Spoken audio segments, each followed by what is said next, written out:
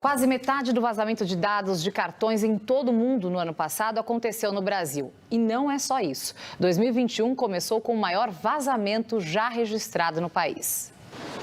Ainda não há pistas sobre o responsável pelo maior caso de vazamento de dados do Brasil.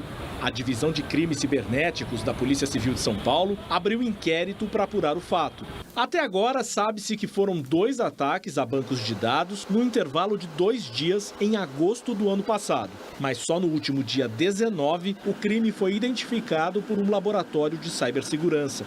No total, foram vazados dados relativos a mais de 223 milhões de CPFs e 40 milhões de CNPJs, além de 104 milhões de registros de veículos. Há informações detalhadas, como nome completo, endereço, renda, ranking de crédito e, em alguns casos, até fotos, inclusive de autoridades, como o presidente Jair Bolsonaro e ministros do Supremo Tribunal Federal. Os dados estão sendo vendidos de forma anônima em um fórum na internet e podem chegar a valer 80 milhões de reais numa conta conservadora. A primeira suspeita é que os dados tenham vazado da Serasa, uma das principais empresas de análise de crédito do país. O Procon de São Paulo pediu explicações à empresa.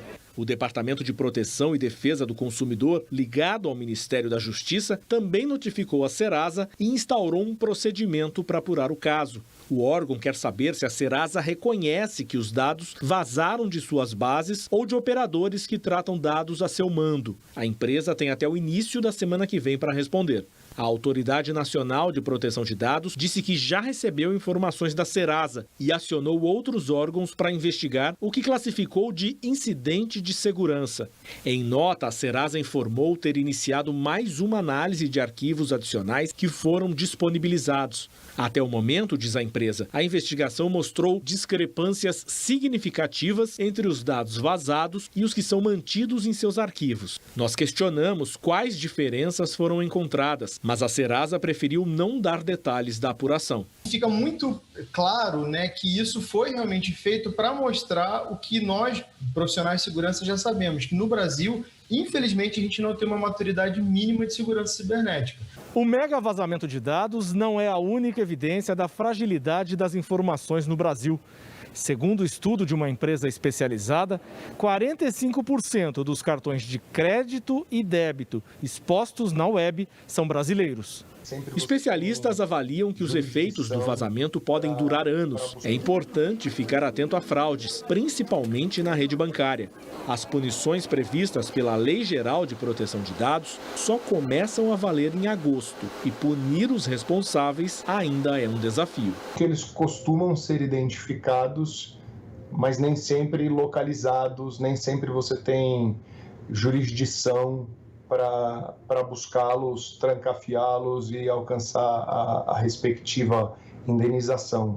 A gente ainda não sabe quem foi o alvo desse tipo de ação, mas que precisa de uma ação conjunta, tanto de iniciativa privada quanto pública, não só para identificar a origem, mas principalmente para mitigar, para fortalecer, para proteger os nossos dados. Isso aí é sem dúvida fato.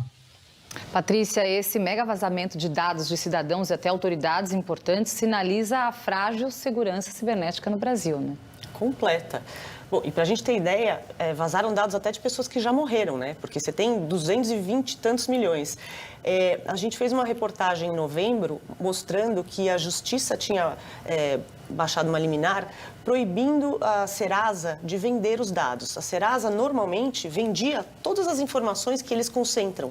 Então, assim, você poderia comprar, você como um cliente, você comprava ali um perfil de uma pessoa, é um consumidor, você pega o CPF, todas as informações, até o perfil de consumo, se ele consome mais isso ou mais aquilo. E o hacker que está tentando vender esses dados, ele diz que ele pegou do Serasa esses dados. O Serasa nega, diz que não saíram de lá, mas o fato que isso mostra é o perigo de você ter empresas ou intermediários de dados concentrando toda essa informação em um lugar só, né? Você tem um gigante, uma empresa gigante, que de repente tem tudo ali, Antes ela vendia esses dados sem a gente permitir, por isso, inclusive, porque por causa da Lei Geral de Proteção de Dados, isso passou a ser proibido, né? Você tem que dar consentimento para o seu dado ser vendido para determinada finalidade, né?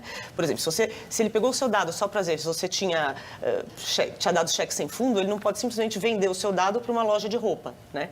Isso, pela Lei Geral de Proteção de Dados, não pode fazer. Então, essa lei, ela nos protege desses vazamentos? Desses vazamentos, não. Mas o que protege das vendas, né?